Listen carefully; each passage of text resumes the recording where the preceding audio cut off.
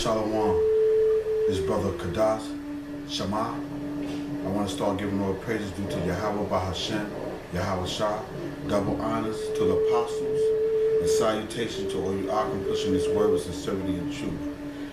2016, year to push. Some say, a lot of the Christians like to say that everybody can be saved. All the other nations can be saved. We're one big whole group. One big happy family. Even some Israelites say that, like GOCC, they state that even a white man can be saved. I want to give 6 scriptures, proving that this gift, this blessing that we have is only for the nation of Israel. So when we out there and we pushing this word on the highway and byway, first and foremost, to wake up our people, but out of our people, the elect of Israel, out of Israel, the elect of Israel, out of Israel. And this is a blessing, and this is a special gift only for our people, first and foremost, starting with the elect out of Israel. But our people don't want to hear that. They want to cling on to the nations and not realizing that the nations and that Christianity doctrine that's saying we all one people under one umbrella was a downfall for the nation of Israel. That's why in the book of Jeremiah it states, learn not the way of the heathen and learn none of their customs, because it would be a snare and a trap for you, O Israel. So I'm going to start with 3 scriptures. It's going to be 6 altogether to the point, but I'm going to start with 3 scriptures from the Old Testament, all right? And then I'll tell you why. The first scripture is Isaiah 45:17. Isaiah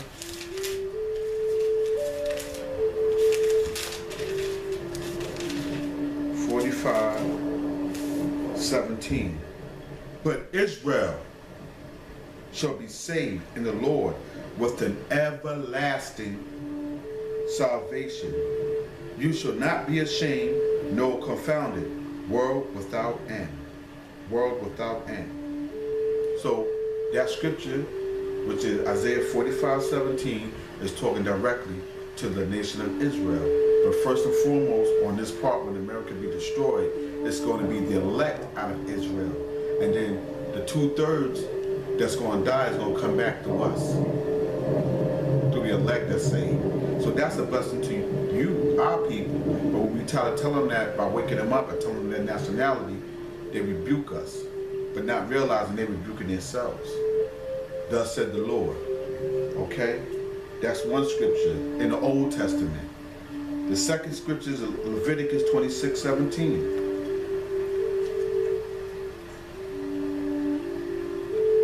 Leviticus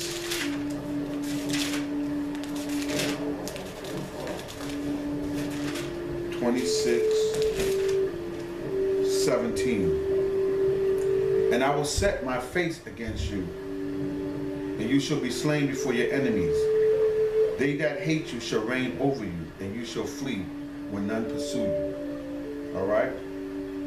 So that curse, that right there, that's bringing out, is talking about who? Who only went through that? The nation of Israel. We only went through that. We read that again, Leviticus 26:17. And I will set my face against you, Israel, nation of Israel, and you shall be slain before your enemies. Were we not slain before our enemies? In Isaiah chapter 83, it says that they made an atonement against us. They came together to destroy.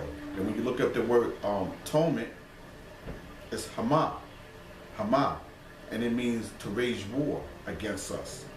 Okay? So it happened to the nation of Israel in Leviticus 26:17. All right? Only us. The next scripture is Zechariah 8:13, Old Testament.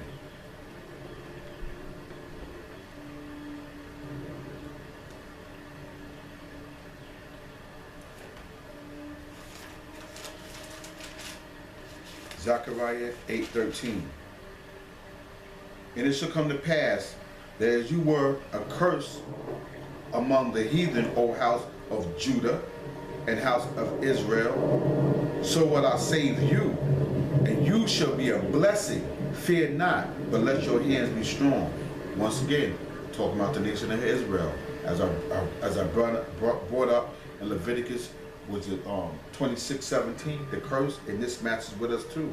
And it shall come to pass in Zechariah 8:13, and it shall come to pass that as you were accursed among the heathen, O house of Judah and the house of Israel, because the house of Judah consists of the southern kingdom, and the house of Israel consists of the northern kingdom. All right? So will I save you, and you shall be a blessing. Fear not, but your hand may be strong. But let your hands be strong. Now, okay, that was in the Old Testament. Now, here's where the churches come in. Oh, that was the Old Testament. That's over with, right? But now, during the New Testament, we all can be saved as a whole family, even to consider the nation as a whole. But no, you're wrong. Now, we're going to go to the New Testament and prove that. All right? Romans 11:26. Romans 11, verse 26. And so, all, as a whole, Israel shall be saved. As it is written, there shall come out of Zion the deliverer, and shall turn away ungodliness from Jacob. That's Israel. All right? Turn away ungodliness from Jacob. That's in the New Testament. That's one scripture in the New Testament. Luke 1:68. Let's go to Luke 1:68.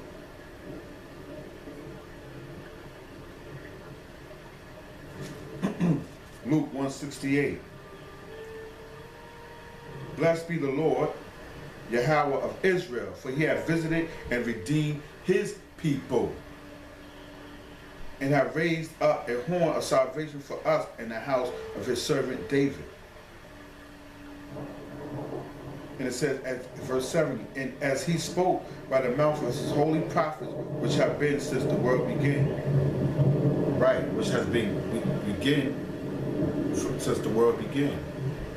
So when you go back to the book of Genesis, you know, when it says, where's that, O Adam?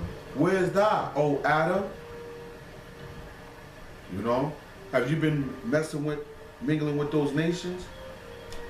Who was that? That was the holy prophets from the beginning of the times, prophesying to us. Okay? And that's just in Genesis. All right? So, and the last scripture is 1 Peter 2:9. There's more scriptures proving that. I'm just, you know, giving a small little glimpse. 1 Peter 2, verse 9. And it reads, but you are a chosen generation, a royal priesthood, a holy nation, a peculiar people, that you should show forth the praises of him who have called you out of the darkness into his marvelous light. Which, verse 10, which in time past were not a people, but are now the people of Yahweh, which had not obtained mercy, but now have obtained mercy. Dearly beloved, verse 11, I beseech you as strangers and pilgrims, abstain from fleshly lusts which war against the soul. But now, that's the New Testament. Okay? We are a holy people, the children of Israel. And all his blessings come from us. All these all these blessings is for us. You know what I'm saying? For Israel. It's not for the whole nation. Sorry. You know what I'm saying? You can try to windle your way into that, but it ain't happening, man. It's not happening. And if you say that it is possible to happen, you don't know the scriptures. You don't have understanding. And why would you want somebody that always oppress you to be saved with you? Why can't you have a ruler mentality that it's only for you? Get out of that Stockholm syndrome state of mind and be on a ruler class mentality state of mind. You know what I'm saying? You are a ruler. You are the blessed people. You the best people. You know what I'm saying? And the rest of them niggas is under you. Those nations, those heathens is under you. That's the end of it. That's a Christian doctrine that's pushed on you. All right? So get out of that, man. Because for you to be like, oh, all these people, these nations come against you and oppress you and did wicked things to you, and at this time, this Bible is only for you, and you want to bring them into you, bring this into this fold when it's only for you, something wrong with you. You got a slave mentality. Kum Yasha'Allah for the nation of Israel. First and foremost, the elect out of the nation of Israel. I hope you was edified, Brother Shema. Shalom.